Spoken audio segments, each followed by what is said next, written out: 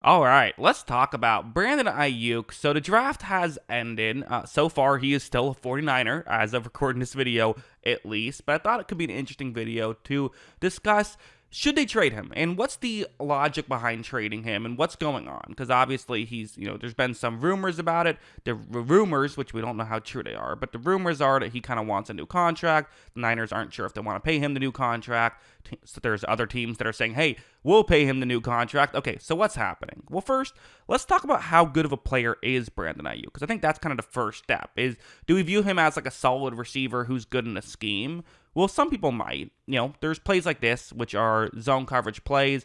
His route is going to be the one that's going to be more underneath, trying to get into a gap in coverage. When this play begins, you're going to see that. So, quarterback makes the throw right here. Purdy does, and there is really a wide open window. And, I think when people see these plays, you're not sitting here saying, well, this was a bad play by Aiyuk, or he didn't do anything good whatsoever on this play, and it was just all schemed up. You do have to give Aiyuk credit for stuff like this. You have to say, you know what, these are still difficult plays to make, even if it's a Shanahan scheme. Like, you're still the one running the route. You have to not give away what you're doing.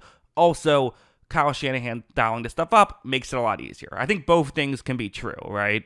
And you see, Aiyuk makes the grab, does get hit, but is able to hold on and make the catch. So you could sit here and say, okay, well, that's a lot of what Aiyuk does. But I got to be honest, when I watch Brandon Aiyuk film, I don't see a guy who is a solid receiver who's in a great offense. I see a guy who would be a great receiver in any offense who's in a great offense. Like stuff like this, we would see this happen pretty frequently, which is a one-on-one matchup on the outside. Brandon Aiyuk was their guy to win in these situations. Not Kittle, not Deebo Samuel, not Jawan Jennings. Actually, sometimes Jawan Jennings, but usually Brandon Aiyuk was the guy that you would look at right here. He was their number one receiver. He was. And these are plays where this isn't a Shanahan scheme thing. This is hey, the defense is doing what they can. And sure, it's Washington. Their defense stinks. We get it. But still, the defense is essentially saying we're going to try and man up against you as much as possible, take away the Shanahan scheme. Well, okay, let's see how that goes. Well, when this play begins, you're going to see that on the outside, Purdy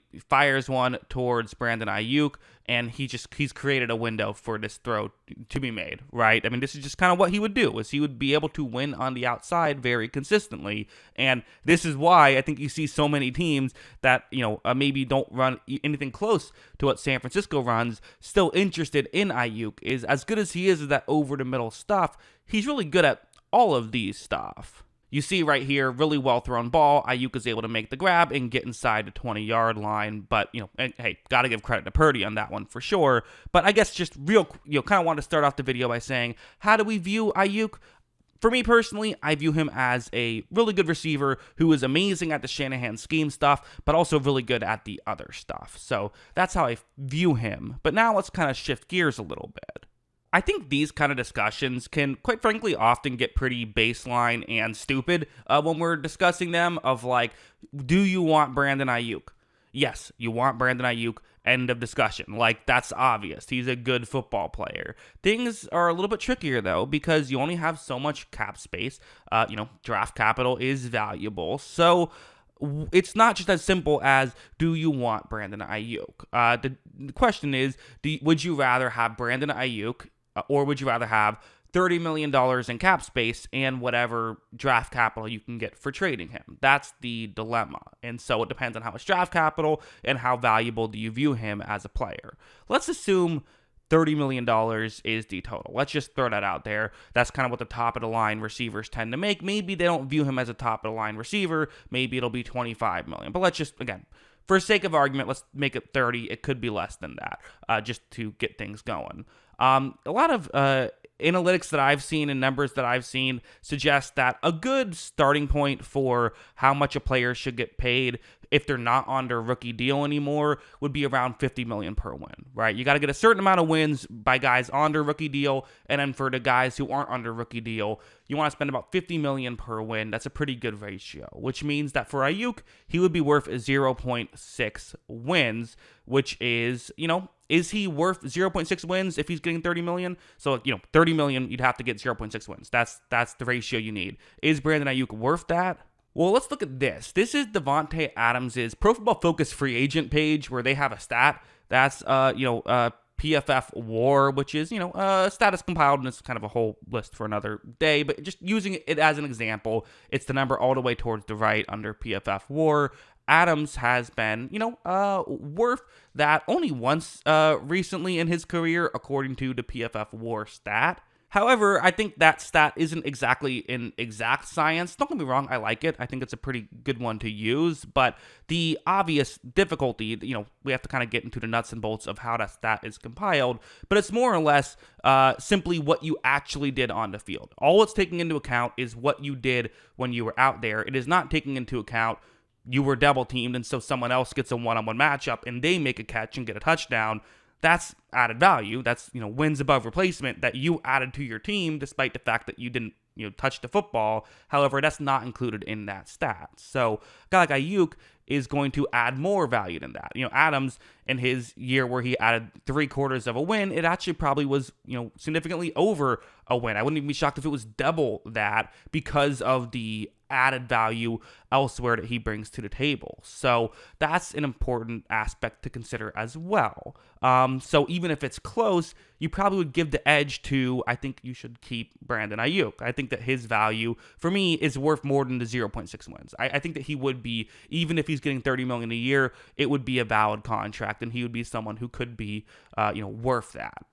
There's also another important factor, which is I think it's a receiving league at this point. I think receivers really matter a lot more than people realize. And just to use an example, there hasn't been a receiving core to rank in the bottom half of the league, according to PFF grades, since the 2007 Giants. So that's been a while. And that Giants team wasn't exactly a juggernaut until they got into the playoffs, right? So, you need a receiving core at least to be decent, and usually the teams that are winning Super Bowls either have Patrick Mahomes, Tom Brady, or elite receiving cores, or sometimes multiple of those things, right?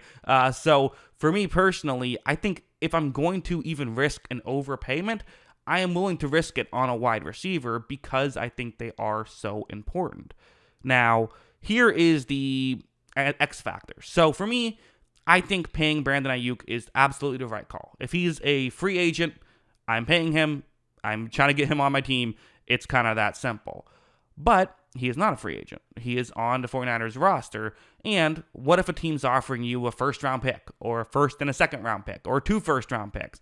If they're not offering you a first-round pick, I'm paying Brandon Aiyuk. I'm not that interested in getting a second-round pick for a star wide receiver. That's just how I view it. If it's a first-round pick, though, depending on when the pick is, I'm more interested. If it's the Steelers' first-round pick, or if it's, I think I would probably lean towards, I'd still just rather have Brandon Aiyuk.